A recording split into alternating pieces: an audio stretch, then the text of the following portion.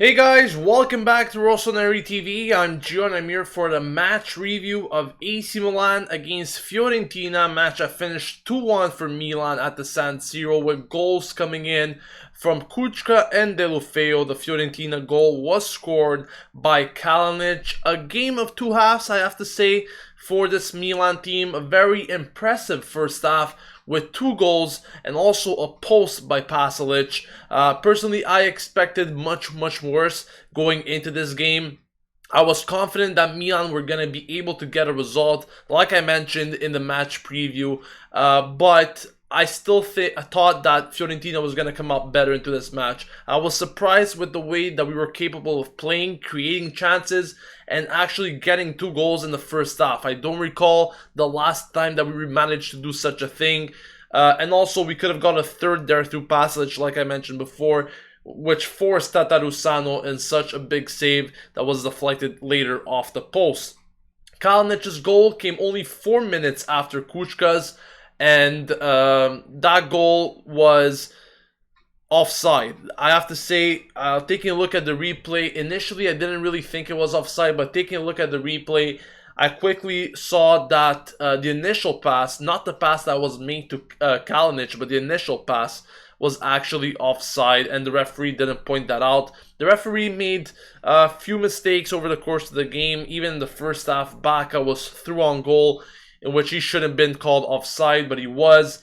Anyways, the referees always make certain decisions, but today, once again, it wasn't that great. Also, lots of yellow cards being awarded to Milan. The discipline is not getting much better for Milan. Of course, today, we saw Paletta and Kucka making a comeback after their suspensions against Lazio, and I think their presence was pretty much felt on the field today. Kucka obviously being very influential with that goal, with an assist coming from Jose Sosa, and Paletta playing a very good part in Milan's win by playing a very strong performance in the defense. Same thing can't be said about Gustavo Gomez. I thought he was having a lot of trouble in containing Kalinic, and that's exactly how the first goal happened.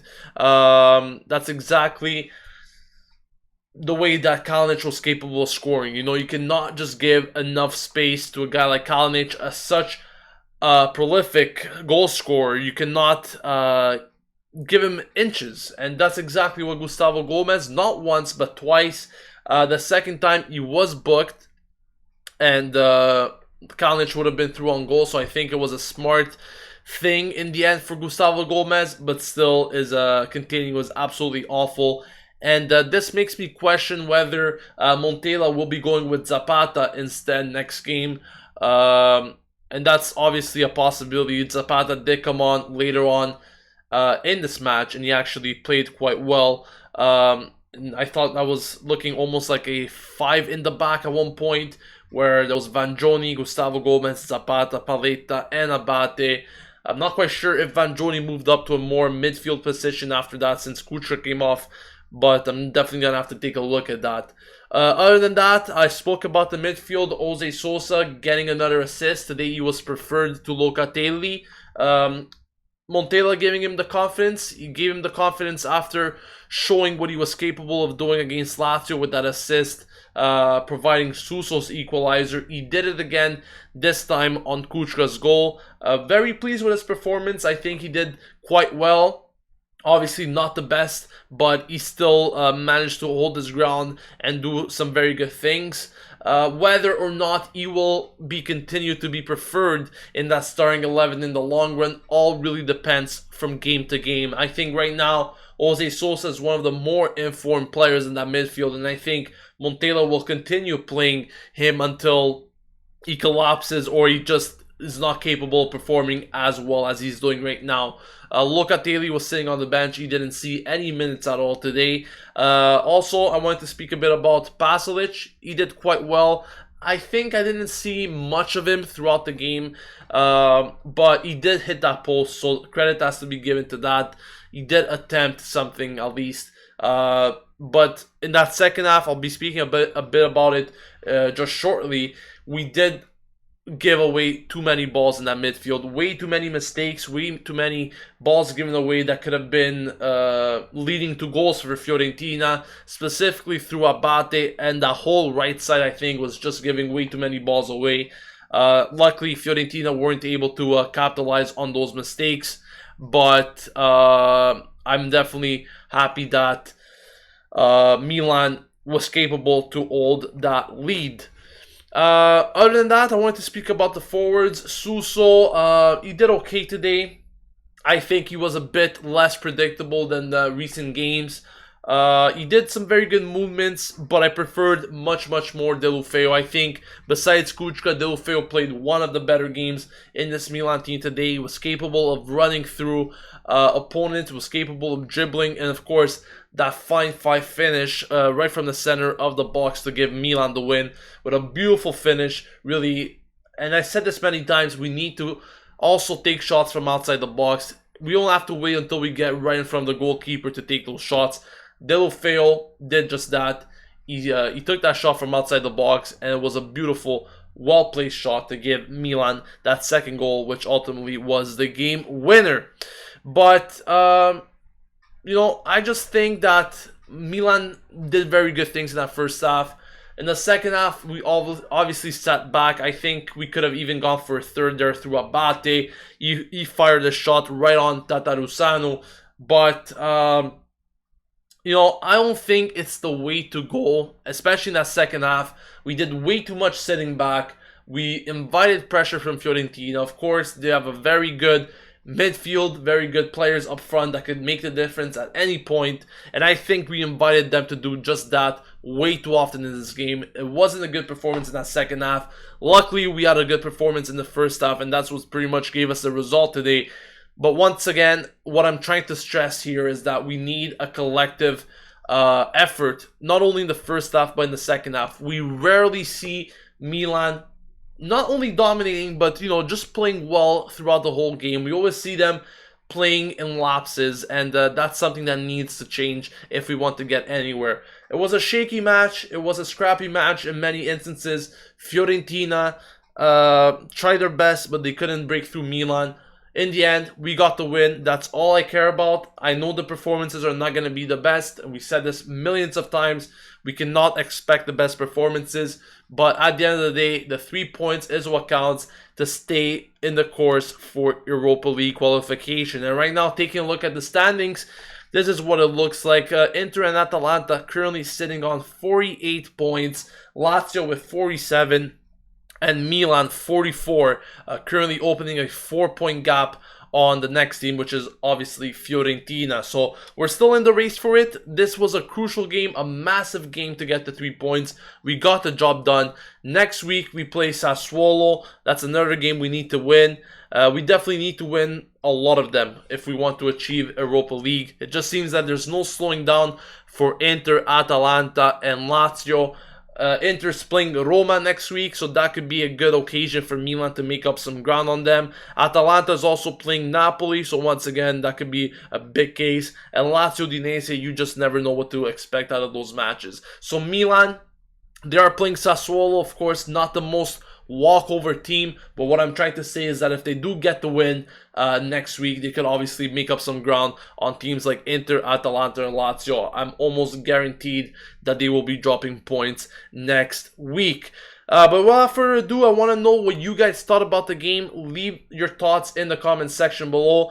Also, as of this moment, the Skype line is open. If you want to give in your thoughts through Skype, you can also call us in at Rossoneri TV. That username is all together. So if you guys want to give your thoughts, now is the time to do so. The Skype line is currently open. Let's see what you guys have to say in the comments. Geek101 says, look what happens when we score in that first half. I reckon we can win every match this season if we score first. And this is something that I spoken to Adamo about in that live stream watch along. I told him that just look at the difference whenever Milan scores that first goal, what type of mentality they go throughout the rest of the game. Now, it wasn't the best mentality today, of course. Like I said, we sat a lot behind the ball in that second half. But really, it seems like whenever we do get that first goal, Milan always somehow manages or at least tries to achieve the win. And I think it's a lot easier for Milan to be in those situations than in coming back situations. Now, obviously, we have seen several times this season Milan coming back from those losing situations. But what I'm trying to say is that whenever we score first, it's a lot easier for a team like Milan that are not really built to come back from those situations. But we are getting our first call. It's coming in from Jeffrey. So let's see what he has to say concerning the game. Hi, Jeffrey. How you doing, man? Oh, doing well. We won. Got 3 points over a team that we must win. Yeah, definitely very crucial 3 points. Were you pleased about the performance? We spoke about it at halftime. You were happy that Milan was winning, but we needed that insurance goal. That insurance goal never came, but we didn't really need it in the end since we won the match. But what did you make about that second performance? I spoke about us sitting a bit too back. Was that the right approach that Milan had to take? I don't think so. I mean, where's the fight in Milan? Why do we have to let teams dominate us? I think we only took 6 shots in this whole game, and while our opponents took something like 23 or something. Why are we being dominated by a team that, on paper, we're about the same? Well, on paper, yeah, we are the same. And honestly speaking, yeah, Fiorentina do have some quality players, that's for sure. In terms of standings, I spoke about it several times. Fiorentina is an inconsistent team. But then again, playing at home in that way to defend a result, I don't know if it's the best approach to do so. And we saw that backfire on us several times this season. Of course, one that's still on top of our heads is definitely the game against Inter, where we saw them equalizing really in the last play of the game.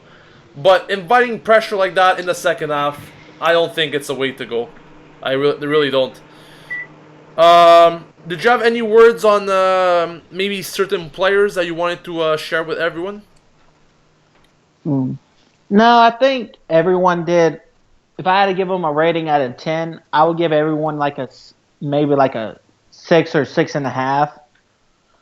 But the only person that I think that did the best was the worthwhile was Deulofeu. And if he stayed on for the whole 90 minutes, I think we would have definitely scored that insurance goal. Well, Deulofeu really worked very, very hard today, just like he did in the past games, and I think he finally got rewarded for it. It's about time that he does. But yeah, I could agree with you. I think Deulofeu could have still had something in him. I saw him a bit fatigued, a bit tired though, so I think that's why Montella took him off, which is understandable. I'm surprised as why Suso didn't get taken off, because the guy's been playing 90 minutes every given week. But yeah, the last chance that we had with Abati, that could have been the insurance goal. But then again, I think it was too good to be true there. Any other comments? No, we just have to keep this momentum going. We've gotten 4 points out of our last 2 games against teams that are right where we are. We got to ride this momentum until the end of the season. Yeah, well, that's definitely it. And I spoke about it also on the watch along. I said that, yeah, it's good. It's a good thing that we're getting the win, but if we do lose the points against the teams that we're not supposed to lose points, it's back to square one. It's nice to get these wins, but we need some sort of continuity, some sort of successive successes, because that's really what it is. All right, Jeffrey, thank you for calling in, and also thank you once again for your donation. Really appreciate it. All right. Well, you have a good day now. All right, take care. So you're already there from Jeffrey. I think what he said is pretty much summing up what Milan did today, and I definitely agree with you. I see some comments coming in. Abdul was saying that he disagrees about scoring early. Milan usually defend straight away when they score and invite increased pressure. I would love for them to go for the kill and finish the game off. I absolutely agree with the fact that they do usually defend straight away, and that's not the right approach to go with games. But also, why wouldn't you want Milan to start off well? We need to at least score the first goal. That's what I meant. I didn't really mean about scoring early. What I meant was scoring the first goal. The importance of scoring the first goal for Milan is so fundamental for this team, because think of it. How many times have we seen in the month of January teams like Napoli, Juventus, Torino scoring first, and then we were obviously forced to come back in a losing situation, and that's not really the type of performance, or at least the type of quality that these players currently have in them to come back from these losing situations. So what I meant, just to clarify, is more to score the first goal rather than scoring early. If it does happen early, then even better, but I definitely do agree with you on the fact that we need to avoid sitting back just because we score a goal. That's what happened against Fiorentina today. Right after the Kucka goal, we defended and we invited pressure. Kalinic got the goal. Thankfully, we were good enough to score another one. But yeah, I definitely agree with that. We need to stop that tendency. Dave Nani just contributed $2. Thank you for that, Dave. Really appreciate it. Your name will be up on the live stream scroll bar in just a few moments. I will be editing that for you, so thank you for that contribution. Really appreciate it. If you guys still haven't, you guys could also contribute to the channel by clicking on the super chat button. If you guys see it, you have to be on desktop. I don't think it works on mobile, but you guys could contribute anything that you want, whether it's $1, $2, whatever it is. Your name will be appearing in the scroll bar in the live stream, and obviously it will up the channel a lot, so thank you for that. We are getting another call from Sri Rangan. Let's see what he has to say. Hi Sri, you're online, you're on live. Can you hear me? Hey, hi man, how are you? I'm doing fine. How are you? Fine, I'm just waiting for your direct sending, Yes. What did you make of the match? Are you happy with the win? Are you happy with the 3 points? Maybe some player performances that really stuck out for you. What did you make of it? 3 points is superb. That's all. Mm-hmm. I don't care anymore. The play good or no. We need need just the points. Yeah, you know what? I said it many times. Even Montella said it. Sometimes the performance was good, the result wasn't coming. I prefer the opposite. Honestly, we could play the shittiest football in the Serie A. As long as we get the 3 points, that's all that cares. At least for now, Whenever we get better players, that's going to be a different case. Of course. That's what I mean. But at least for now that we want to make it back to Europe, that's what matters. But next season, if we do make it, we're going to need better players. And, we cannot just afford to play like this every time. Because if we do make it to Europe, we're going to have more than one game per week. And that's going to be not enough. Right. You're right. Of course, I take the Europe League. We have to go to Europe, of course. Mm-hmm. Without that, the club won't get their income as usual. And I was thinking more, but of course, Montella has done a pretty good job. I think so. We have to go to Europe. Yeah, we definitely have to go to Europe, but like you said, their financial gains could definitely be a motive to go back to Europe. But I also was thinking about just player attraction. Players from outside of Italy, they want to go to a club that is playing in Europe. They don't want to go to a club that is just playing in the league. So that's definitely another reason why we need to go back to Europe. Whether it's the Europa League or the Champions League, we need to gain that attraction yet again. I want to tell you something. I live in Norway. Most of my friends they're watching Premier League here. Yes. Mm-hmm. So it's like little brother. Norway is a little brother in England. Yeah, I understand. All of them. A lot of you guys are Premier League fans, and they're yeah. I just gave my son's name is Sandro. I gave the name of Alessandro Nesta. Oh, that's a very good name to choose. Let me tell you that. Congratulations on that. So I am a Milan fan since I was 6 years. I was 6 years old. So Yeah. I hope that's my dream. We come to Europe again. Europe League is nothing, but I want a Champions League. But now I think Europe League is the most realistic. Yeah, definitely the most realistic option that we have at the moment. But just to get back into Europe, maybe a transition for next year before we could go back to the Champions League. That's something that we need. So yeah, definitely I agree with that. Let's just hope that we do make it back. I will come next year to Montreal. I have my little brother lives in Montreal, so I hope we can meet you again. Oh, definitely, man. Let me know. We will schedule something. We will definitely have a meetup for sure. I will love meeting fans. That's for sure. Let me know. Let me know. Yeah, he lives in Montreal, my little brother. Okay. All right. Thank you for calling in. Thank you very much. We hope we continue like that. Yeah, let's hope so. All right. Thank you, man. Take care. Okay, bye. I just love when fans, come out like that and say, we want to meet you, or we're coming to the city where you're from. That's amazing. I think a lot of fans, like, I met people randomly in the most random places, and they came up to me and it's like, yeah, we watch Rossoneri TV. We love your content. I was just surprised, it's an amazing thing. It's really an amazing thing. But yeah, if you guys live in the area, you want to meet up, talk Milan, whatever it is, by all means, let me know, and we will definitely set something up.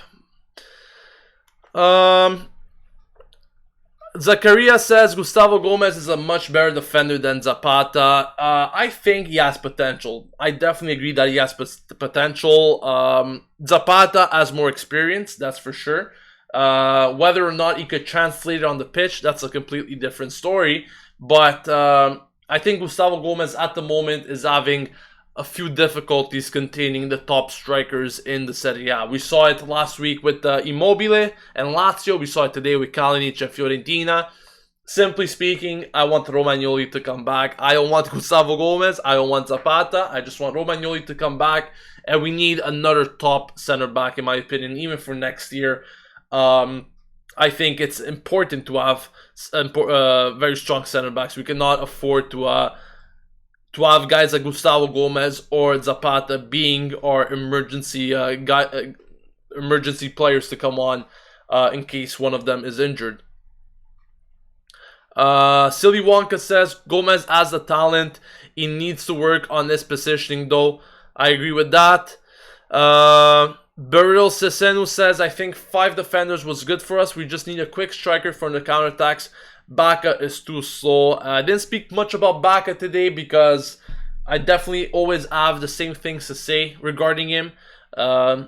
It's really been no change. Today he was given the full 90 minutes. Didn't really get many chances. He got a few shots, but they were all blocked by the Fiorentina defense. He could have had a breakaway at one point, but his speed wasn't good enough. Every time he got the ball, there was always a defender on him, like an animal. He was always there to tackle him. So Baka, I think he's really going through a big, frustrating period. Whether or not he's going to be kept for Montella, that's all up to him. But I think more than just Baka himself, I think it's what other teams are doing to Baka. Because other teams they know that Baka is going through a hard time. And Baka is just not given much space to do anything. They're really closing him down very well. Today, he also had another opportunity to get a shot on target. Instead, he preferred to turn around and lay it off to Suso, in which after he actually simulated for a penalty shot, which wasn't given. But what I mean is he needs to take the chances himself if he wants to keep his spot. Because, Montella could give him all the chances in the world. But if he continues this way, the Chinese will definitely make some considerations for the summer mercato. Luca Lacava says, when is Romagnoli back? We're expecting him to come back in March. He's currently injured, so he's supposed to come back sometime in March. Not quite sure exactly when. Zakaria also says Baka doesn't suit Milan's style of play. Daniel Flego says Lapadula needs to start next week. It's his time now. I think Kucka scored more goals this season than Baka. Am I right? No, Baka scored more goals. Kucka, I think, got 4 goals in total. I know he has 3 Serie A goals, but if I'm not mistaken, he's also scored a goal or 2 in the... I think 1 goal in the Coppa Italia. But, no, Baka has 8 goals, I think, if I'm not mistaken. Yeah, he has 8 goals right now. So, yeah, no. Baka has more goals than Kucka at the moment. Daniel also says Suso needs a rest. I believe so. I also think so. The guy's been playing 90 minutes continuously with no breaks. Thing is, we have no alternative option to replace him and whenever we want to sit him out. And I think he's so influential that right now we cannot afford to make him rest. Silly Wonka says, Joe, do you think Deulofeu should be signed in the summer? I get this question a lot. We don't have a buyout option on the player. So if we are interested in him, we will have to negotiate with Everton and Barcelona, because there's also a few clauses from Barcelona on the player. But I think both those teams will be making it difficult for Milan. If he continues to perform like this, I think Everton will want to keep him at all costs. So we'll have to see exactly what happens there. RMVS Gaming says, first time in a long time I saw Baka applying pressure. He wasn't good on the ball, but it's a good start on getting back on form, in my opinion. I would prefer Lapadula against Sassuolo, as he can take advantage of Sassuolo's leaky defense. I saw some pressuring from Baka, but to be honest with you, the pressuring that he was putting was very, very minimal. At least that's what I saw in my eyes. Whenever Lapadula or Deulofeu were playing in that position, they applied much better pressure, much more strong pressure, if you know what I'm saying. So yeah, it's definitely a start, but to me, a guy that was paid 30 million in order to get purchased simply cannot play in that fashion. Sean Samuel says, Pasalic improving game by game. He's really good. I agree, he's definitely improving. What do I think of Bertolacci now? He's not been making any mistake now. Well, today we haven't really seen much of Bertolacci, to be honest. He was brought on as a substitute. He did not do much, to be honest. But Bertolacci is a player that I think is currently playing his role against Pasalic. And Pasalic is being preferred to Bertolacci over and over again. I see some good things from Pasalic. He definitely gets more chances than Bertolacci.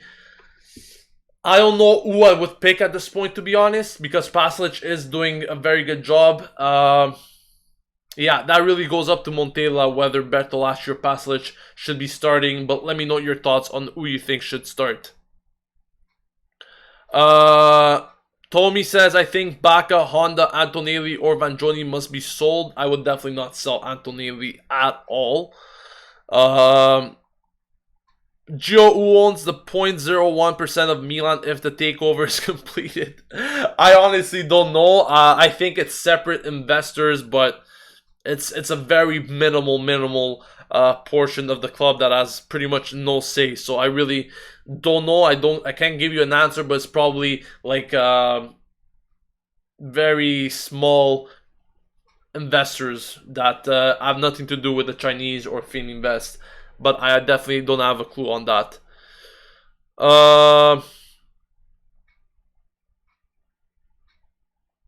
Silly Wonka says, this is going to be the last question. Not sure if Deulofeu was better than Keita, to be honest. I mean, I don't think Keita's an upgrade over Deulofeu. Keita does have his days. He could play very good. He definitely has a lot of potential. He knows the league a lot, but it's his temper that's really bothered me at times. So, yeah, we're going to have to see if Milan will go over after Keita Balde for the summer or not. But still, he's a very, very strong player that I would personally have over Niang, for example. Over Deulofeu, I'm not too sure, but definitely over Niang, I would.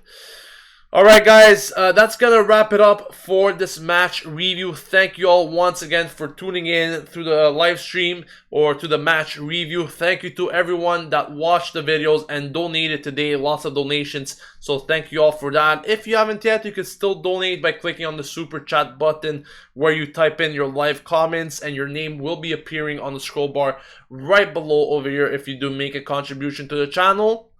Also, don't forget to leave a like to the video and subscribe to Rossoneri TV to stay updated with everything going on at Milan on a daily basis. We are very close to 11,900 subscribers.